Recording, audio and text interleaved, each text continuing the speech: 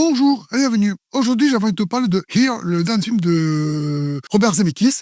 Ben écoute, c'est du Robert Zemeckis, donc c'est un très bon film. Voilà. Merci de m'avoir suivi. Tu penses à t'abonner sur TikTok et sur YouTube. Le pouce bleu, le like, le follow, tu connais. Voilà. Ben non, la vieille blague de Daron. Ben non, on va en parler un peu plus longuement. Alors, Here de Robert Zemeckis. Ben on va commencer par Robert Zemeckis. Qui ne connaît pas Robert Zemeckis? Levez la main là.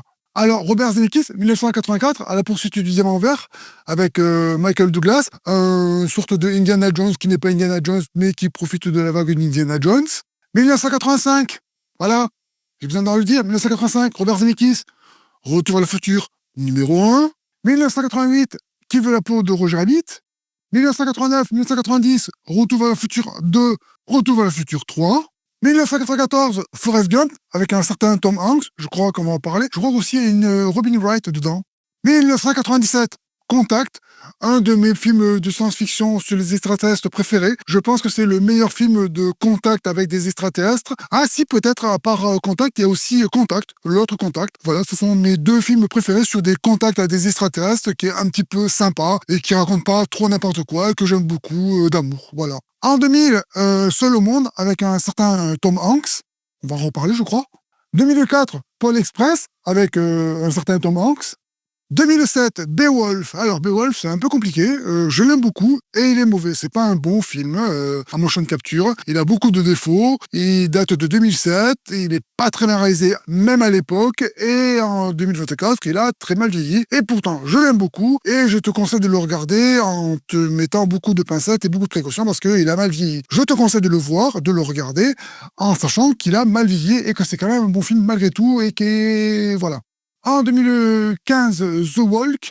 Alors, The Walk, c'est un film qui n'a pas été beaucoup vu, qui n'a pas été bien reçu, parce que le problème de The Walk, c'est que c'est un film qui doit être vu en 3D, parce que justement, ça parle de l'histoire d'un funambule qui traverse entre les deux immeubles du World Trade Center qui ont disparu depuis 2001, et du coup, ce film est intéressant en 3D parce que tu as la profondeur de champ et donc le vertige vers le bas. Bref, c'est un bon film expérimental qui n'a pas été bien reçu et qui ne peut être vu qu'en 3D, vraiment en 3D, un petit peu comme certains épisodes, certaines scènes de Avatar qui sont bien que en 3D, et quand c'est à plat sur un écran normal, ça n'a pas vraiment d'intérêt. Typiquement dans la jungle, avec un Avatar, ce qui est intéressant, c'est de voir les feuilles qui te passent au-dessus en 3D. Sur un écran plat, c'est moins spectaculaire. Et là, ben voilà, dans The Walk, eh bien, ce qui est intéressant, c'est la perspective, la profondeur de champ. Un petit peu comme avec Jean-Pierre Jeunet, avec les aventures de T.S. Pivette, où il y a une excellente profondeur de champ. Il y a aussi Oslo qui a fait la même chose avec, j'ai plus le nom du film en tête, honte sur moi.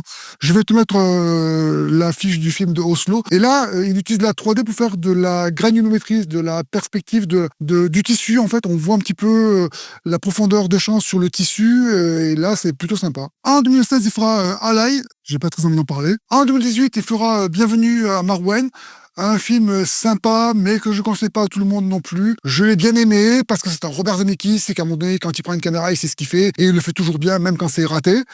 Mais c'est pas un film que je conseille à tout le monde. En 2020, il fait Sacrée sorcière. C'est un film que j'ai beaucoup aimé. C'est un Disney-like sympathique, bon enfant. C'est une comédie qui parle de sorcières. C'est très sympa, très bien. Et ça lui permet un petit peu de revenir en grâce parce qu'apparemment, il n'était pas très bien vu dans Hollywood parce qu'il a un petit peu fait des films un petit peu ratés, un petit peu trop expérimentaux, ce qui fait que là, il revient sur un blockbuster qui fait des entrées, qui fait du pognon. Et du coup, voilà, ça lui permet de faire d'autres films par la suite. En 2022, Pinocchio, Walt Disney. J'ai pas envie d'en parler. Et en 2024, Here, celui-là, par contre, j'ai envie d'en parler. Alors, nous avons Robin Wright, je te mets la photo, l'image ici, et Robin Wright, on connaît, j'en ai parlé dans The Congress. Et en parlant de The Congress, je vais revenir avec les deepfakes, ça va revenir un petit peu dans le film de Zemeckis. Elle démarre en 1986 dans la série Santa Barbara, pour les plus vieux, peut-être que vous connaissez ou pas. C'était une série télé un peu nulle, mais pas mal de personnes ont commencé là-dedans, dont Robin Wright. En 1987, elle jouera dans Princess Bride aux côtés de Peter Falk. Peter Falk, c'est Monsieur Colombo. En 1990, elle jouera dans Les Anges de la Mort aux côtés de Sean Penn et de Gary Oldman. Gary Oldman, on en a parlé dans Slow Horses. En 1992, elle joue dans Toy aux côtés de regretté Robin Williams. C'est un film sympa de Noël qui parlait de jouets. C'était une comédie bonne avec un bon acteur, Robin Williams. 1994, Forrest Gump. Je crois que j'en ai parlé d'un certain Robert Zemeckis avec un certain Tom Hanks. Je crois qu'on va en reparler. En 2000, il joue dans Unbreakable. Unbreakable, ça j'en ai parlé dans Knock in the Cabin de Night Shyamalan. En 2001, elle joue dans The Pledge, aux côtés de Nicholson et de Sean Penn, qui est son mari. Et ils se sont rencontrés en 1995. Et ils ont joué aussi également en 1993 dans Crossing Guard. 2007, Beowulf, d'un certain Robert Zemeckis. Je crois que je viens d'en parler à l'instant et je ne vais pas en plus en dire ce que j'ai déjà dit. En 2011, elle joue dans Millennium de David Fincher. Ça, j'en ai parlé dans Romulus, Alien Romulus. Et c'est pas la bonne version à regarder, Millennium. Il vaut mieux regarder l'original de Millennium, je te mets ici, qui sont compliqués à regarder, donc faire attention. Hein. En 2013, elle joue dans Perfect Mother. Et en 2013, elle jouera aussi dans The Congress. Et ça, The Congress, j'en ai déjà parlé. Et on va en parler un petit peu plus longuement avec le deepfake. En 2017, elle joue dans Blade Runner 2. J'en ai parlé ça dans la série Dune de Prophétie. En 2017, elle joue dans Wonder Man 1 et dans Wonder Woman 2. Ça, j'en ai parlé dans Le Robot Sauvage avec Gal Gadot. Le problème de Gal Gadot, c'est qu'elle a des positions sur la Palestine qui sont un petit peu pas tolérables du tout. Je vais pas polémiquer, mais je vois pas en quoi tuer des enfants de 6 ans ou de 8 ans, ça peut aider l'État d'Israël. En 2020, Robin Wright joue dans Land, dont elle est aussi la réalisatrice. En 2021, dans Justice League, elle reprend son rôle d'Amazon dans Justice League. En 2024, elle jouera dans La Demoiselle et le Dragon, aux côtés de Millie Bobby Brown. C'est une comédie plutôt sympa, honnêtement, je l'ai beaucoup aimé. C'est un petit peu différent de ce qu'on peut voir. Et j'essaie de le noter pour en parler un de ces gars, parce que c'est un blockbuster, c'est une comédie qui casse pas trop un canard, mais elle est originale. Ça parle des femmes d'une manière différente, du dragon, et ça aborde les histoires de dragons un petit peu différemment. C'était plutôt cool, c'était plutôt bien. C'est pas extraordinaire. On a déjà vu ça avec des garçons, mais là, on voit ça avec des filles abordées d'une manière différente. On change le sexe des héros, c'est aussi on change le point de vue des héros, et ça, c'était plutôt sympa. Et en 2024, dans Here de Robert Zemeckis, dont on va parler. Ensuite, nous avons Kelly Reilly. Je te mets le nom, l'orthographe ici pour que tu vois un petit peu à quoi il ressemble. En 2020, elle joue dans Maybe Baby, aux côtés de Hugh Laurie, Dr House. En 2002, elle joue dans L'Auberge espagnole de Clapiche, aux côtés de Romain Duris, Cécile Lefrance, Julie Woodruff et Zidine Zoalem. Elle jouera également en 2005 dans Les Poupées Russes, toujours de Clapiche. En 2009 et en 2011, elle jouera dans Sherlock Holmes de Guy Ritchie. En 2013, elle jouera dans Cassette chinois de Clapiche. En 2023, elle jouera dans Mystère Aveniste de Kenneth Branagh. C'est une enquête de Hercule Poirot plutôt sympa, que j'ai beaucoup aimé. Et en 2024, elle jouera dans Here. Ensuite, nous avons Michelle Dockery. Encore une fois, je te mets le nom et le prénom ici pour pas l'écorcher. Je te mets une photo d'elle parce qu'on la connaît dans Downton Abbey, aux côtés de Maggie Smith, la regrettée Maggie Smith. En 2011, elle jouera dans Anna. Anna, ça, j'en ai déjà parlé quand j'ai parlé de Dune Prophétie. En 2012, elle jouera dans Anna Karenine. En 2015, elle jouera dans Renaissance de Tarsem Singh. Alors, Tarsem Singh, c'est aussi un réalisateur que j'aime beaucoup, qui est sous-coté et mal connu et pas connu beaucoup du tout, en fait, et qui fait pas assez de films à mon goût. Et ses films sont beaux, magnifiques, et personne ne le connaît, c'est un peu dommage. En 2019, elle jouera dans le film Downton Avenue, le premier. En 2020, elle jouera dans Les Gentlemen de Guy Ritchie. En 2022, elle rejouera dans Downton Abbey, le deuxième film. En 2023, elle jouera dans Bold Kill World. Alors ça, c'est un très bon film que j'ai beaucoup aimé, qui est un peu compliqué, qui est un petit peu sympa. Un peu comme le film avec Henry. Je te mets ici la photo, l'image. Ce sont des bons films, un peu compliqués. Un petit peu aussi comme Akibo avec Daniel Radcliffe, qui sont des films très sympas et qui sont difficiles à voir, mais que j'aime beaucoup, qui sont très cool. En 2024, elle jouera dans Here, dont on va parler. En 2025, elle jouera dans Vol à haut risque de Mel Gibson. En 2006, elle jouera dans la mini-série Les Disques Monde de Terry Pratchett, qui est vraiment sympathique. Et de 2010 à 2015, dans la série Downton Abbey. Ensuite, nous avons Paul Bettany. Je te mets le nom et le prénom ici encore une fois pour pas l'écorcher. Alors oui, c'est Vision dans le MCU. Il a un petit rôle en 2001 dans Un homme d'exception, le biopic de John Nash, le mathématicien. En 2006, il jouera dans Firewall, aux côtés de Harrison Ford, et il aura le second rôle, le rôle du méchant. En 2006, il jouera dans Da Vinci Code 1. En 2008, dans Iron Man 1, ce sera la voix de Jarvis. En 2010, il joue dans Légion et de nouveau dans Iron Man 2, dans lequel il fait toujours la voix de Jarvis. En 2011, il joue dans Prête, et je crois que c'est son premier rôle masculin. En 2014, il joue dans Transcendance. C'était apparemment un bon film et c'était un bon gâchis, donc je vais pas en parler plus que ça. C'était potentiellement un bon film qui tourne au gâchis et c'est dommage, et je vais pas en parler plus que ça. En 2015, il joue dans Avenger, la revanche d'Ultron, dans lequel il prendra le rôle de Jarvis et de la Vision. 2016, Captain America. 2018, Avenger, Infinity War. En 2018, dans Solo, de Ron Howard, avec lequel il a tourné dans Da Vinci Code, et il reprend le rôle de Harrison Ford. En 2024, il joue dans Here, dont on va parler. Et en 2021, il joue dans l'excellente série WandaVision. Et apparemment, je ne sais pas si c'est 2025 ou 2026, mais il va jouer dans la série Vision Quest, dans laquelle il reprend son rôle de la Vision. Et pour finir, avec Tom Hanks. Alors, filmographie interminable. Donc, je vais trier un petit peu ces films.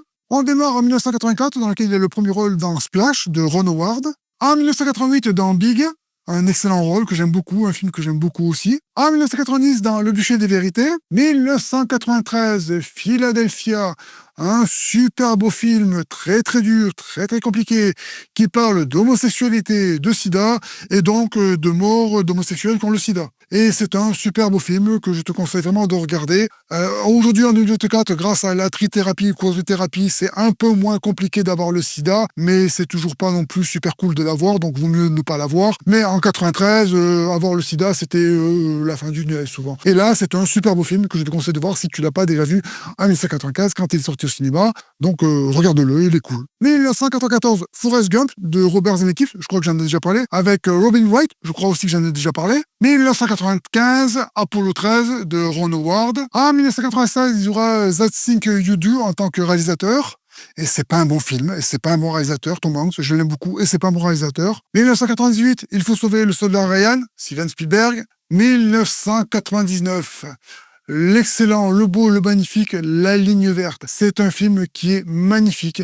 Si tu l'as pas vu, va le découvrir, regarde-le. Et une fois que tu auras regardé La Ligne Verte, essaie de te trouver les bonus. Les bonus, le film est beau. Déjà, tu le regardes, il est très beau. Essaye plutôt de le regarder en version originale parce qu'il est vraiment très très fort. Les acteurs français sont très très bons, mais les voix originales sont encore plus fortes. Et si tu peux trouver les bonus, essaye de trouver les bonus parce qu'il y a plein de scènes bonus. Enfin, on voit les acteurs qui jouent, enfin bref, essaie de te trouver les bonus après avoir vu le film. Essaie de le regarder plutôt en version originale avec tout le respect que j'ai pour nos acteurs français.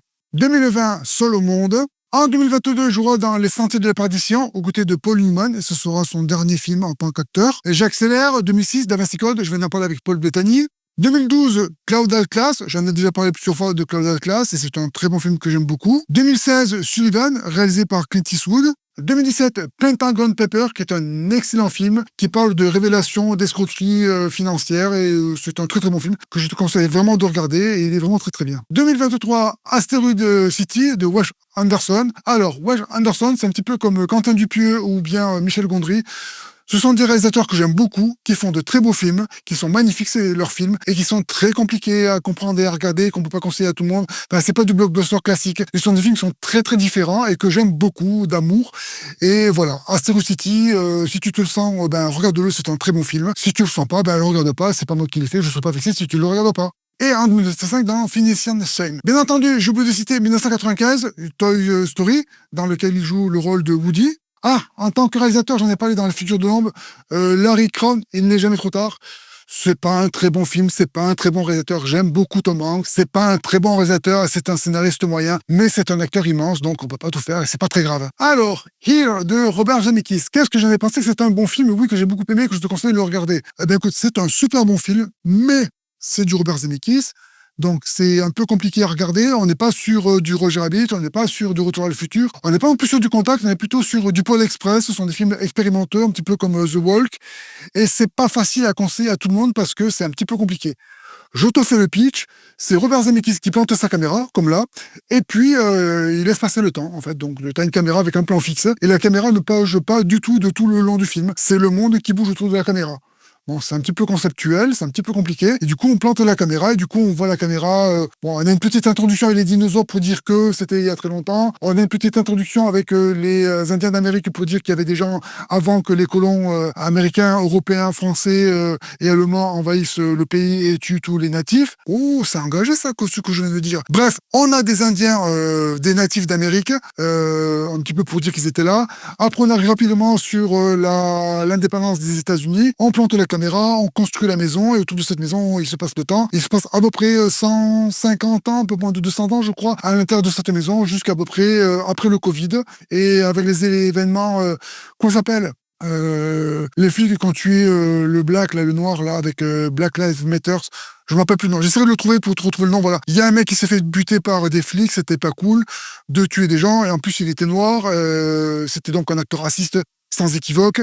Bref, ça se passe à peu près à cette époque-là, à la fin du film, et ça démarre officiellement plutôt il y a 200 ans, à la fin de l'ère industrielle, on va dire, à l'apparition des premières voitures, les premières Ford, et c'est là qu'on construit la maison dans laquelle tout le film va à peu près se passer. Il y a 2-3 scènes à l'extérieur de la maison, qui sont donc les natifs d'Amérique, avant qu'on construise la maison, et un truc anecdotique avec les dinosaures pour dire que ça se passe sur la planète Terre. Il y a aussi un petit caillou, pour aller les dinosaures, on te montre un caillou, puis on détruit les cailloux pour construire la maison, ça fait un petit peu un lien, un fil rouge.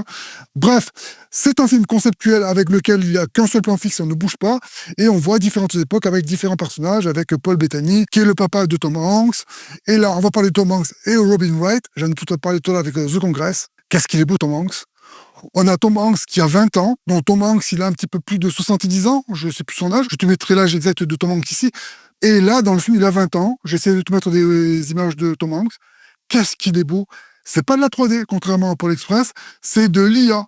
Typiquement, c'est de l'IA. Un petit peu ses carrières ratées, Alien Romulus. Dans Alien Romulus, on a mis un acteur, je te spoile pas l'histoire pour pas que je te spoile l'histoire, voilà. Bref, dans Alien Romulus, on a pris un acteur qui était mort, on l'a mis en IA pour le mettre dans le film, et c'était moche, c'était pas bien fait, c'était pas bien réalisé. Et là, Robert Zemeckis, quoi. C'est un film expérimental, et l'IA, elle est magnifique, elle est exceptionnelle. Tom Hanks, il est beau, il est très très beau. Robin Wright, elle est magnifique, elle est belle. Ils sont beaux tous les deux naturellement à leur âge de 60 ou 70 ans, mais là ils ont 20 ans, ils sont magnifiques, et l'IA elle est très très belle. En plus, à un moment donné, il y a Robin Wright qui met sa main sur le visage de Tom Hanks, et c'est super beau. On a Tom Hanks qui est tout petit, très très loin dans la caméra, et il est magnifique. Et puis on a Tom Hanks et Robin Wright qui s'approchent beaucoup de la caméra, et ils sont très très beaux, ils sont magnifiques à 20 ans, 30 ans, 40 ans, 50 ans. Ils sont magnifiques.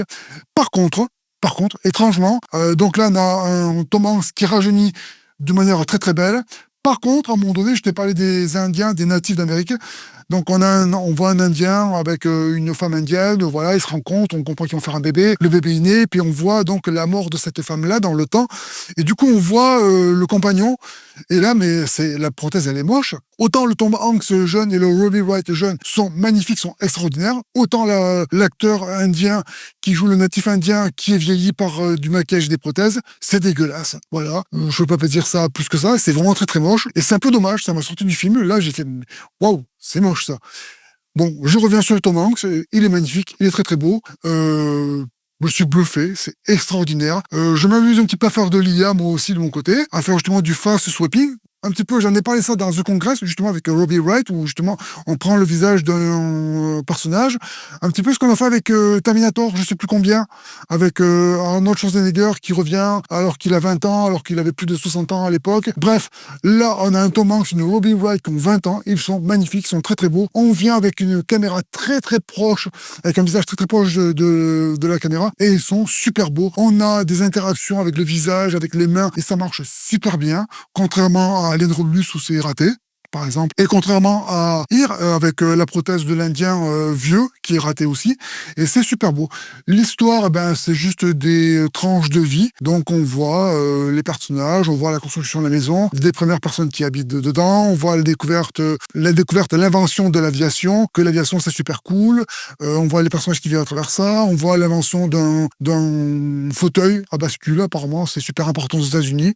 Bon, voilà, je savais pas, je le découvre grâce à ce film. On a aussi les Glorieuses, les 30 Glorieuses après la guerre, du coup, on voit la fin de la guerre avec Paul Bettany qui revient de la guerre, qui a fini la guerre, donc c'est un vétéran de guerre. Ils aménagent dans cette nouvelle maison, et du coup, on voit qu'il travaille en tant que vétéran, et puis il perd son emploi, parce qu'à un moment donné, on perd son emploi, parce qu'il y a la crise, et puis on voit aussi les années Reagan passer, avec Tom Hanks et Robin Wright. On voit leurs enfants, donc les petits-enfants de Paul Bettany, et on voit les premières naissances, et du coup, on voit petit à petit les premiers décès. J'en parlais avec les Indiens natifs, et donc avec Paul Bettany, sa femme Rose, et puis Tom Hanks qui vieillit. Et entre les deux, on a cet interlude avec une famille noire, et avec une femme de ménage portoricaine. Bon, voilà. Je sais pas, ça. J'ai l'impression que ça fait un petit peu cheveux comme sur la soupe. J'ai l'impression que c'est un blanc, Robert Zemeckis, qui se donne pour une conscience en parlant des natifs américains, et en disant qu'il y a des noirs aux États-Unis, donc je sais pas. Je sais pas, j'ai trouvé ça un petit peu maladroit, pas très bien fait. C'est un petit peu dommage, je trouve que ça casse un petit peu le film. S'il avait voulu faire ça, je pense qu'il aurait dû demander conseil à des associations. Typiquement, à un moment donné, on voit le papa et la maman, ils sont tous les deux noirs, qui ont un enfant, bah, il est noir aussi, bref, on va pas revenir sur le côté racial. On voit le papa et la maman qui donnent des conseils à leur enfant pour conduire une voiture et dire attention, si tu te fais arrêter par un flic, tu fais le mec gentil pour pas mourir. Parce que justement, ça se passe à l'époque des flics qui ont buté ce mec. Et bah, c'est maladroit, c'est pas bien fait, je trouve. J'ai vraiment l'impression que ça fait Robert Zemeckis, l'homme blanc, qui se donne bonne conscience vis-à-vis du peuple noir et du peuple natif américain, et c'est pas très bien fait.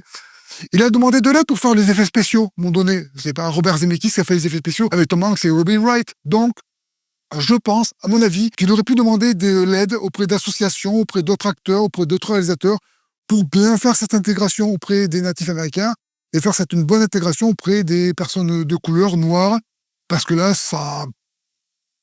c'est mal fait. J'aime beaucoup Robert Zemeckis, la caméra est bien faite, mais là, l'histoire, c'est pas bien fait, c'est maladroit, ouais, j'ai l'impression de revoir, tu sais, un petit peu qu'on a les années 80 avec Alien, typiquement, avec ces films-là où il fallait mettre un quota, t'avais plein d'acteurs blancs, puis t'avais un acteur noir, et puis tu savais qu'au bout d'un quart d'heure, ben, qui c'est qui allait mourir en premier? L'acteur noir. Bref, je trouve ça un petit peu dommage, surtout venant de Robert Zemeckis. Je l'ai dit, je me répète, il s'est fait aider pour faire les effets spéciaux, c'est pas Robert Zemeckis qui a fait les effets spéciaux. Fais-toi aider pour faire une scène avec des acteurs noirs et des acteurs indiens. Dire, il y a plein de gens de bonne volonté qui auraient pu t'aider à faire un truc qui marche bien, qui s'intègre bien au film et qui roule bien. Là, j'ai l'impression que c'est un film blanc avec un petit patch indien natif, un petit patch noir, puis ça colle pas et c'est pas bien fait. Et j'ai pas aimé. Voilà, vraiment, j'ai pas aimé.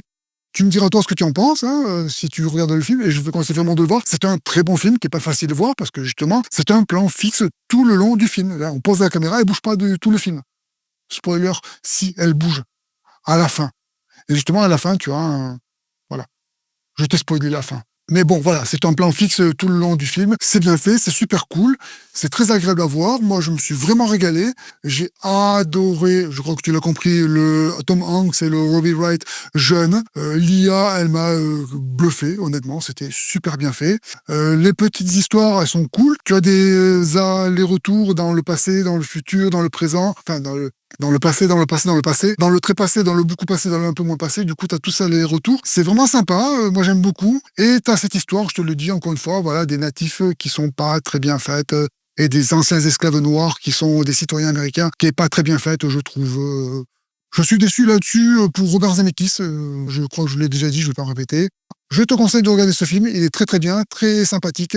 C'est un film expérimental, donc il ne faut pas que tu partes voir un blockbuster, hein. C'est un film expérimental, donc tu pars avec du popcorn, mais tu te dis attention, c'est pas un film normal que je vais voir, c'est un film différent, donc il faut que tu t'attendes à la différence d'autres films. Tu vas pas voir Fast and Furious 18 par exemple, tu vas pas voir Star Wars 11, 12, je sais plus, c'est différent ce que tu vas voir.